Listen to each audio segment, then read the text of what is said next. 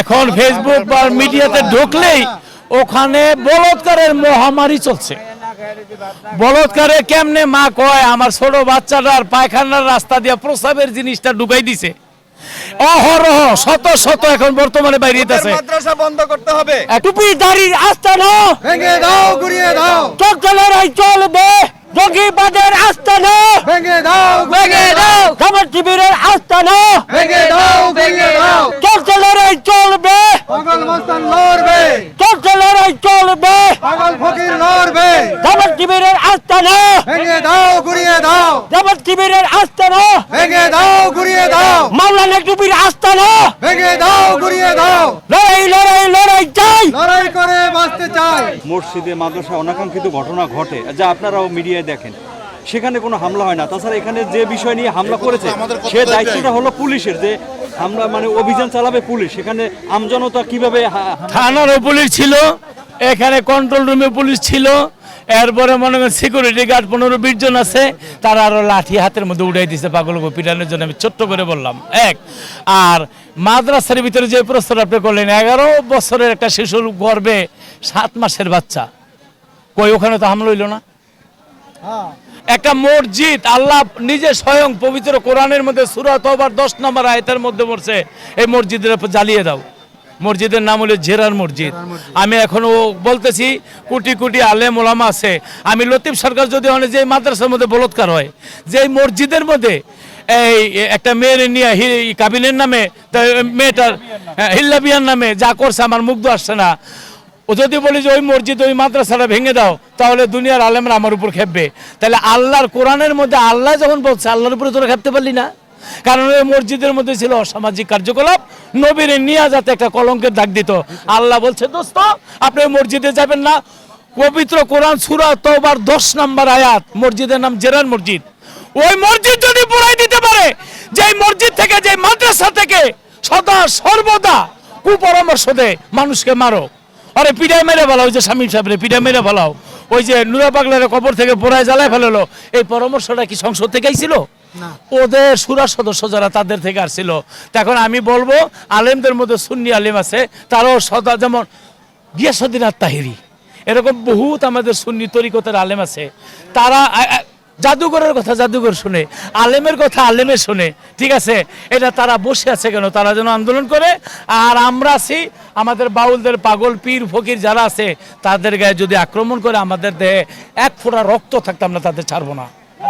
আপনি যে এই কথা বললেন, আজকে যারা এই মাজার ভাঙ্গে, যারা বাউলদের উপর হামলা করে, যারা পীর মাশায়েখদের উপর হামলা করে, আপনার কাছে আমার প্রশ্ন, তারা হামলাটা করে নাই কারে?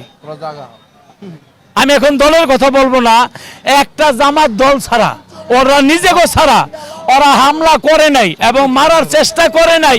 এই ব্যক্তিটাকে আমার মুখ দিয়ে বলবো না, আপনারা বাড়ি করেন খুঁজা। আলেম তো দুই প্রকার, এক প্রকার আলেম আছে নবীর প্রেমিক, আমাকে সুন্নতের প্রেমিক, আরেক প্রকার আলেম আছে নবীর গায়ের পিষ্টটা কারা ফাটাইছে। নবী আফসোস করে বলছে, যাদের মাথার মধ্যে টুপি, মুখের মধ্যে দাড়ি, গায়ের মধ্যে শরীয়তের লেবাস, ওরা আমার চিনে আমি কি? ওরা যদি বলতো আমি কে, তাহলে আমার এইভাবে কষ্ট করে না। নবী তাদেরকে অভিশাপ দিয়েছে। নবী কোনো পাগলের অভিশাপ দেয় নাই।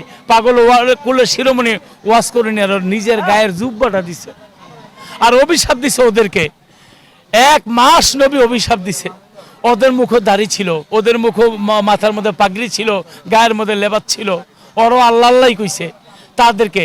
হোসেনকে, যে হোসেনের গায়ে ছুরি ধরছে, যে হাসানকে বিষ খাওয়ায় মারছে, যে যারা আমার নবীকে আবু জেহেল রূপে আইছে, এটা হলো যুগ যুগ সৃষ্টি থেকেই।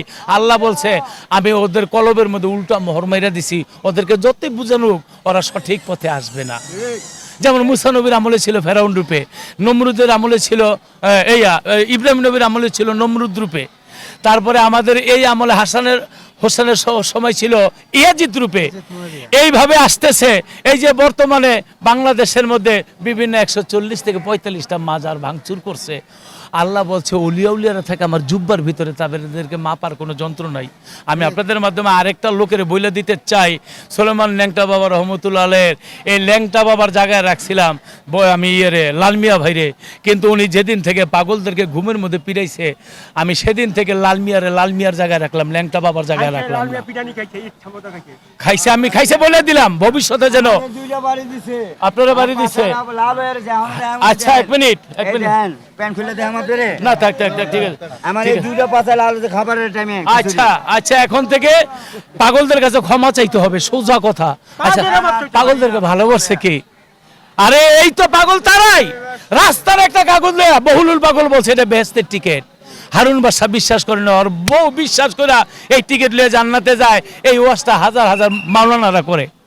পাগলদের সম্মান করছে আমার নবী, জুব্বাটা লয়ে গেছে মাওলা আলী। ওমর ফারুক যার তরবারি ছিল মাথার বালিশ, কথার উপরে তরবারি মারতো। হ্যাঁ, একটা জুব্বা লইয়া, পাগলের জুব্বা লইয়া ঘুরছে। তখন তো ইন্টারনেট জমানা ছিল না।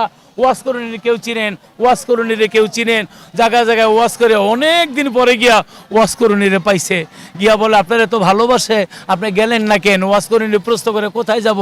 ওই নবীরে দেখতে। কয় আপনারা নবীরে দেখছেন? কয় আমরা নবীর বাড়িতেই থাকি। তো বলেন নবীর ঝুরবুরু মুবারক না আলাদা বুরু? তারা পাগল হয়ে গেল। যার বাড়িতে থাকি, খাই লই, ঘুমাই, তার চেহারার স্টাইল কেমন? তারা আমার লোকে ঢুলি বাসে এই যে আবেদুল ভাই থাকে, কার বুড়ু কি আছে এটা খেয়াল করি নাই তো। কিন্তু ওয়াজ করেনি, পাগলা অঙ্কন করে দেখাই দিল এটা কার বুড়ু মোবারক। তারা চোখের পানি ছেড়ে দেওয়া বলে এটি তো মাওলা আলী, এবং ওই ওমর ফারুক বলে এটি তো আমার নবীর বুড়ু মোবারক।